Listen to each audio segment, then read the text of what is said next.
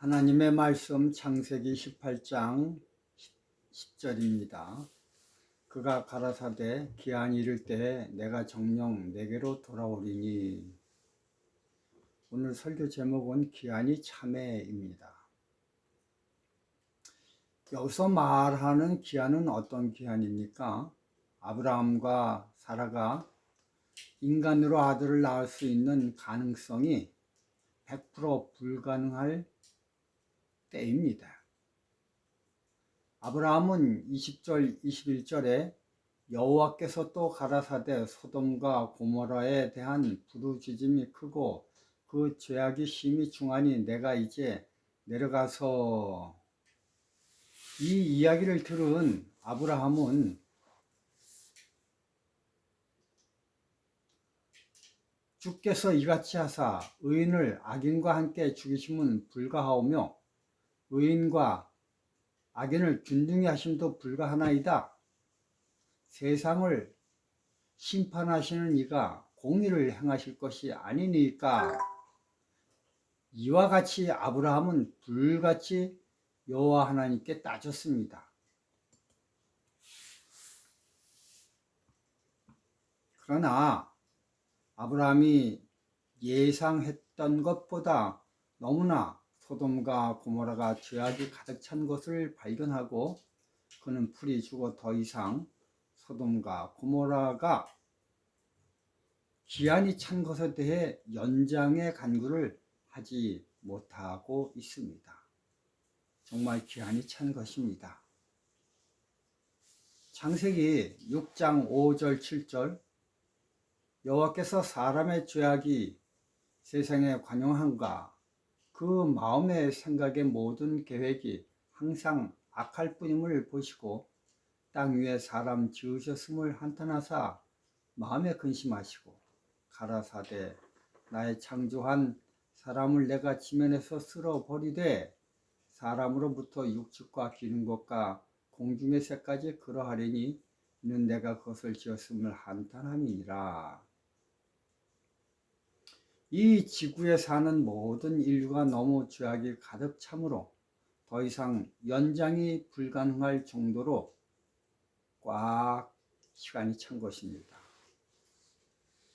이처럼 불가능한 지구였지만 그럴지라도 하나님은 노아를 통해 120년을 더 연장시켜 기회를 주셨습니다.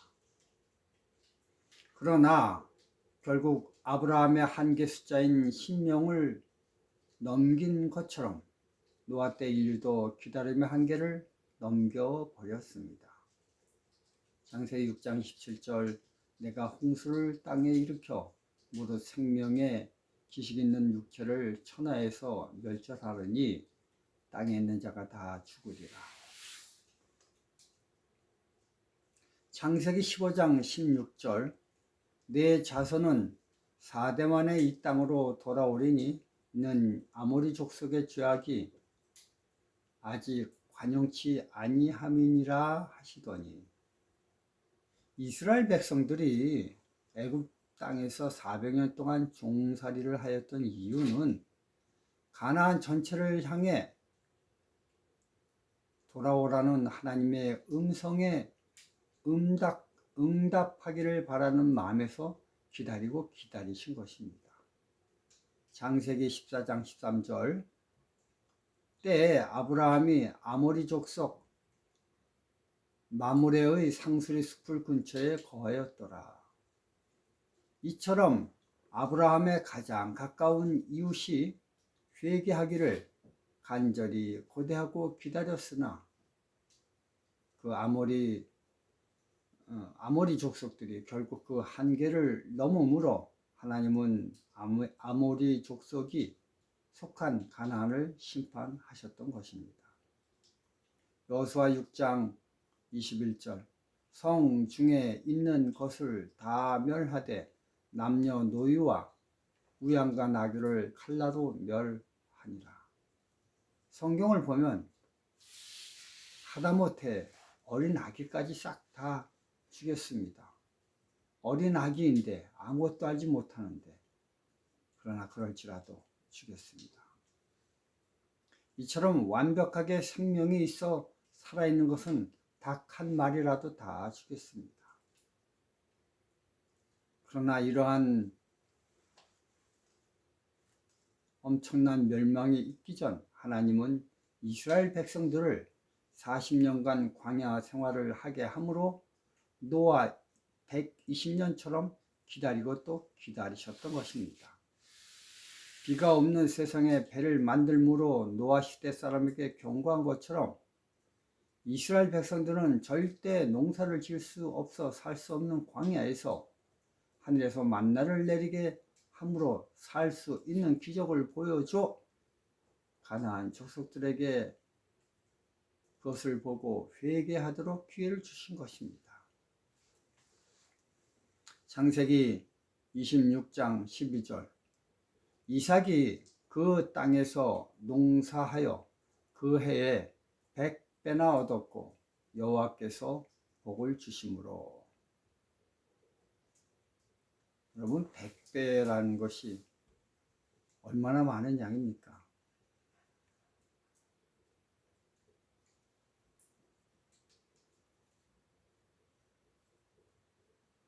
참 상상을 초월하는 것입니다. 제가 농사를 지는데 뭐 조금이지만 조그만 농사도 남보다 조금만 더 좋아도 이거 모든 사람들이 부러워하고 칭찬합니다. 근데 100배라니 그거는 상상을 초월합니다.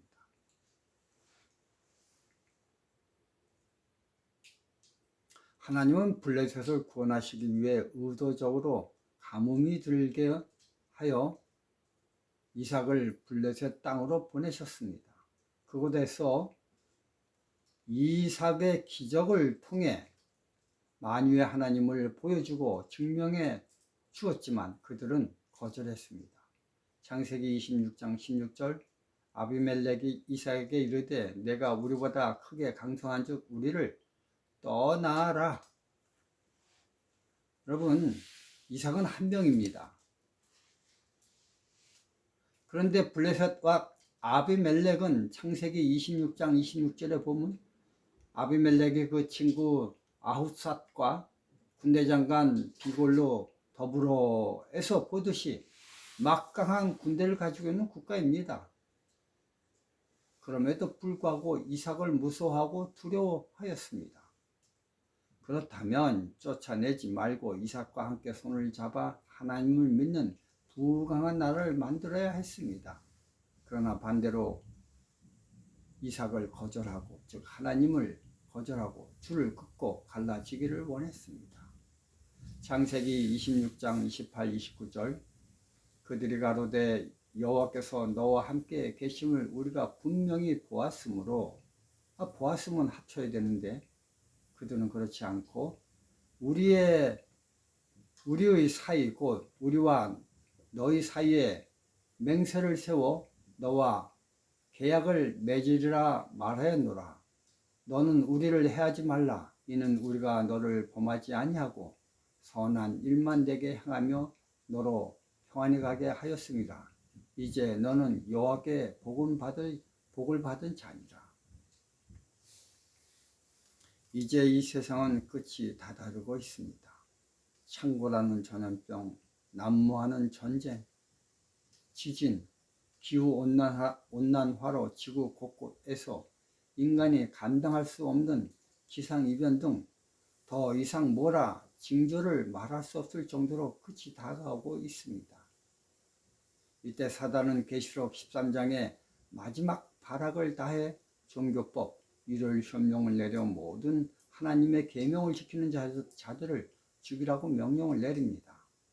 겉으로는 평화를 위해서라는 명분을 내걸겠지만 그러나 매매표를 강조하며 은근히 사단의 편에 서길 강요하고 있습니다. 이러한 것의 정체를 성경은 666이라 하고 이것을 짐승의 이름이나 그 이름이라고 합니다. 여러분, 사람과 짐승의 다름은 어디에 있는 줄 아십니까? 짐승에게는 종교가 없습니다. 오직 사람만 영혼이 있다는 생각으로 종교를 갈구합니다. 그러므로 종교가 없는 사람은 사람이 아닙니다. 그는 짐승의 영역에 속합니다. 그래서 하나님을 안 믿는 사람을 가리켜 짐승 같은 사람이라고 계시록에서는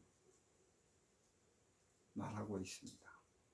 이런 사람을 가리켜 그 짐승의 수를 세어보라. 그 수는 사람의 수니 666이니라 하고 18절에 얘기하고 있습니다. 즉 짐승, 니콜, 사람, 니콜 666의 등식을 알려주고 있습니다. 짐승은 오로지 먹는 것에만 인생 삶의 포인트를 주고 있습니다. 그래서 성경은 말하길 마태복음 6장 31, 32절에 그러므로 염려하여 이르기를 무엇을 먹을까, 무엇을 마실까, 무엇을 입을까 하지 말라. 이는 다 이방인들이 구하는 것이라. 즉 이방인, 짐승이라고 한 것입니다. 그에 반해 이성적 사람은, 종교적 사람은 마태복음 6장 33절 너희는 먼저 그의 나라와 그의 의를 구하는 사람이라고 하였습니다. 마태복음 4장을 보면요, 4장 3절에 내가 만일 하나님의 아들이어든 영하여 이 돌들이 떡덩이가 되게 하라. 사단에게 속한 이방인들의 모든 관심은 오로지 먹는 것입니다. 그래서 하나님의 아들에게 육신의 떡을 제한하고 있습니다. 그런 사단에게 하나님께 속한 예수님은 마태복음 4장 4절 사람이 떡으로만 살 것이 아니요 하나님의 입으로 나오는 모든 말씀으로 살 것이라고 하였습니다. 마지막 시대에 동일한 시험을 사단이 또 내밀고 있습니다. 계시록 13장 17절에 매매표를 가지고 하나님을 경배하지 못하게 하게 하는 것입니다. 매매표란 뭡니까? 물건을 사고 파는 표, 결국 먹는 게 아닙니까? 하나님의 백성은 짐승이 아닙니다.